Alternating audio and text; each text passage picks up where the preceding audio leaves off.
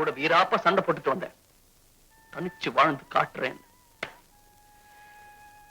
எப்படி வேணா வாழலாம் நான் நினைச்சிருந்தேன்னா எப்படி இல்லாமோ வாழ்ந்திருக்கலாம். ஆனா இப்படித்தான் வாழணும்னு நினைச்சேன். அது முடியாது.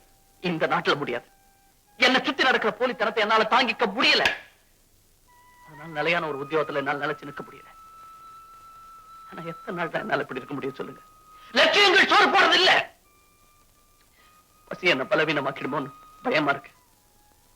ஆனா ஒண்ணு, இந்த பசி என்ன பலி வாங்க நான் விட மாட்டேன். நானே அழிஞ்சு போனாலும் சரி, என்னோட கொள்கைகள் அழிஞ்சு போக நான் விட மாட்டேன்.